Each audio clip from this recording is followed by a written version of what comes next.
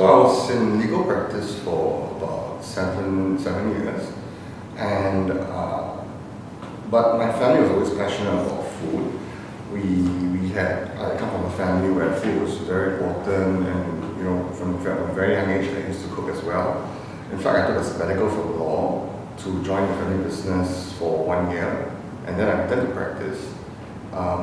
But the reason why I permanently shifted to F&B in September of 2017 was because I felt that there were certain skill sets that I had picked up, and I could help my dad implement those strategies and expand the business.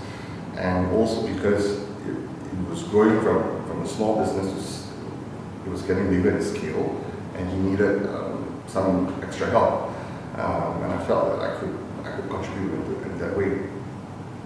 I think the most immediate challenge that one faces is having a desire to enter a company and wanting to immediately effect change, and the challenge then is to actually hold back and to observe rather than obstruct. Get to know the people, get to know the company, get to know the culture, the structure. You can formulate certain changes in your mind, you can plan them, you can piece together how you want to move certain things, but it has to be done incrementally. You can't make wholesale changes. The third, so that's the second challenge, is formulating, and the third really is slowly getting the relevant people's buy-in, and then helping them to understand why these changes are necessary, so that there isn't any resistance when the changes come into effect. That ties in a bit with ensuring that the changes are incremental, so that it's not all at once. And last, of course, is actual implementation. But if the first three are done right, execution actually is probably the easier. I don't believe that when I joined the business, I could envision how it would be like today as compared to when I first joined it. In many ways, I also can't envision what it might be like in 3 to 4 years' time. That said, you have to have a plan, and the old adage goes that if you fail to plan, you plan to fail. But the plan changes as well, as with all market environments. The real crucial thing is being ready for the opportunities when they do come along. So one of the most common questions I get asked is whether by expanding the number of restaurants that we had, we were deliberately trying to go upmarket, because the 2 additional outlets that we opened in 2018 were one was in China in January, and the other was at Zhongshan Park, at the Ramadan Hotel in December. And my response to that question has always been the same, which was that no, we never intended to go upmarket, in parentheses. In fact, we want to maintain a relaxed dining environment where everyone feels at ease. But at the same time, these opportunities were ones that we couldn't turn down. And when they came our way, we just had to ensure that we had the structure, the team in place to seize those opportunities. And although maybe things like pricing, perhaps things like environment are slightly different, we still try to ensure that the common values which govern how we want to run the business, that these are common throughout whichever restaurant you go to. Of course, nothing is perfect. It's always a work in progress. And if you ask me what the next stage is, because that would be the next natural question, I see us expanding, but not necessarily in a brick and mortar fashion. There's many ways that we can continue to grow. It's a dynamic environment. It's a difficult environment, and the question is then how to add different layers and to basically make your business model sexier, more profitable, giving better value to customers without having to physically open another space. Okay, so that question is loaded with a lot of words that actually need to be broken down quite carefully. you're talking about revenue, you're talking about profit, and also how digital transformation is going to boost either or both, definitely, hopefully both of these targets. The thing is that it's critical to keep in mind the very basics, which are that a business can have a high revenue but can have a low profit margin. So that strategy might be a good short to medium term strategy if perhaps what you're trying to do is to reduce more profit margin so that you are capturing market share, and so therefore revenue is higher, profit is less, but there is a larger business strategy to the whole, to your in play. As for profit itself, that is also actually, to be frank, it comes hand in hand with revenue, and really in most businesses there are three cost centers, or two cost centers for sure. One is your rental, and the second is your manpower cost. If you are in retail or F&B or anything where you purchase and sell, then your cost of goods. So all these are percentages ultimately of their ideal target percentages that these should constitute out of your revenue to ensure that at the end of the day there is profit to be derived from the business. Or even if you're in a loss-making position, that you know that as you implement change, you'll get better. So how digital, I won't say digital transformation, because digital transformation there's the assumption that you change your entire business and digitize it in brackets, to affect or change or improve these fundamental economic factors, which isn't the case. How technology or digitization of certain processes helps with ultimately achieving a better outcome is your ability to track your sales better, track your processes better, track your manpower cost, track your efficiency of each man hour that's spent, the ability to generate revenue the ability to generate revenue remotely if you have an online platform. That means to say that either you can just reduce a particular cost or overhead like manpower, or you can use that manpower cost and redeploy it elsewhere where technology perhaps wouldn't help. Ultimately, you want to be in a position where technology assists you in moving away from exchanging time just for money. You want the technology to do the work for you.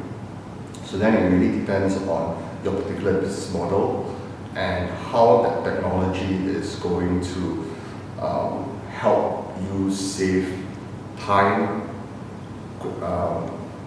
effectively help you save money, which then means that your profit margin is higher because your costs are less. So, but then it's also useful and sometimes, especially when a topic of digitization and technology comes up, that the implementation, the training, and the use of technology itself is a cost, has a cost to it, right? So it is about factoring in what those costs are, what the initial outlay is, what the running costs are.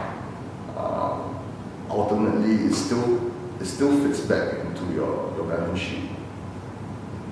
Now, it's a question that can only be answered after a certain amount of time has passed, which means to say you choose to write. There are certain assumptions here. You choose to write software for your business, or the right programs, the right systems, and the right vendors especially. And over a period of time, you then compare what it was like before to what it is now, And you don't just look at revenue, but you also look at whether or not whatever time or resources that you save on, say, something that a program can take care of is being used elsewhere. So if say so a good example is like a reservation system, right? And Dinesh, who is a good friend of mine who runs H.E.R. So you help. On one hand, the business says, okay, I don't need to have that many people now manning the phone because I have a reservation system in place. Then what does that person, especially if they're experienced person, what are they doing then? If they're not being redeployed to do something else that's more productive, then whatever you might save from that doesn't fully translate. So you have to track both reductions in cost and time on certain things, as well as increases in other areas where normally you wouldn't have had the time or resource to improve those areas. I think that the answer to this is a rather difficult one. There is a very big legislative agenda to use technology to substitute certain services, certain manpower requirements, especially. So, for example, the change in the foreign worker quota, the foreign worker quota that you're able to hire based on the number of Singaporeans, particularly as pass holders. And the assumption therefore is that technology plus other incentives are going to be able to be a substitute for that. The main issue is that because that is the legislature's agenda, there are a whole host of software providers out there that are selling many different variations of the same thing. So this is especially true of the PIC grant, right, which is well documented that it was abused by so many vendors. There were people who would set up companies for the pure purpose of marketing, something to take advantage of the grant. And the very first problem that you're going to face is identifying the right vendor that you can work with who has longevity in the business and has been around long enough. And who that is will depend on what your needs are. The second is what specifically the type of technology you're bringing that you want to bring into the business is, and how it's going to transform a part of the business. Because there's no one system that's going to change your entire business. You're going to have different systems or different procedures or different programs to handle different parts of a business. And I think that would apply generally. The critical part here is then therefore ensuring that the software vendor that you find is able to is able to work with other programs or other vendors, and that you create a system where there are APIs, i.e. to say different systems can talk to one another, and so that when you bring in new change, it's seamless, and rather than complicating the process. Because if it's simply a question of ensuring that all your systems speak the right language so that your time is saved. Right? If I can give an example, let's just say that you want to incorporate a procurement system whereby everything that comes in is automatically digitized and tagged. Then you need to ensure that that goes into your inventory system, that the price of purchase goes into your accounting system, that from the front end when things are sold, that goes into your sales, and it's all reconciled quickly. And these systems may not be from the same vendors. In fact, there are very few vendors. There are some vendors, and this is a world of money, that will say, I can give you a complete system, which is, I've never seen that. A lot of times they will say that, but what they really mean is that when you need it, I will build it. But then that may not necessarily be, not enough time. I think that the main impact that technology aspect of my business is that it allows me to control costs. It allows me to have at my fingertips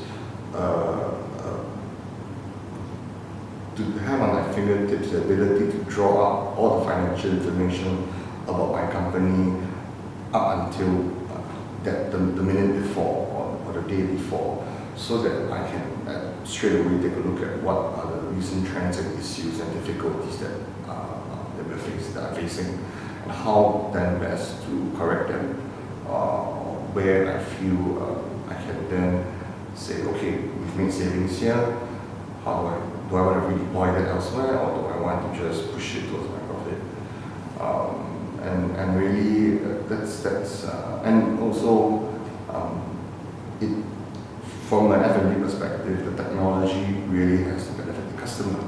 So the ways in which it does benefit the customer from an F&B perspective, well, specifically for a business like Newly Seafood, is we're able to offer delivery, we're able to offer different modes of payment to the customer. Are we able to fully digitize the ordering process? No, and that's not the objective, because that actually requires a relationship between the restaurant and the customer, and that cannot be substituted electronically. So that's my view. As I mentioned earlier, I don't believe that any business can be fully digitized. In fact, I think that what is going to happen is that the human element in any business is good, and the emphasis on that is going to be even stronger. Having a good system in place and digitizing certain information such that it's at your fingertips, or such that it can be accessed quickly and easily, and therefore you're able to reap the rewards of that. That's going to become half of the cost. Everyone's going to have to have that at the very minimum. So then, what differentiates you from anyone else? Say, in the same industry, ceteris paribus, all else being equal. The only thing that's really going to differentiate you is your relationship with the person that you want to do business with, and that's going to be based on trust and the relationship. So I've been asked this question in the context of my previous career as a lawyer, like the proliferation of AI and big data, right, and predicting outcomes, right? And the truth is that it may make certain roles redundant, but the roles that it makes redundant don't change the consumer's choice as to who to go to or which store to patronize. That's always going to be down to the customer's own personal preferences, and ultimately how you reach out to the customer, or to the client, or to the person, and make that difference. So to answer your question, I don't think that full digitization is possible, and if it's possible, I don't think that it is desirable, because then everything becomes robotic. The element of relationship is lost, which is a challenge, because as things get more digitized, then you find that a lot of people may lose a lot of soft skills, which actually will be the difference maker. It has always been the difference maker, but it will be even more important in time to come.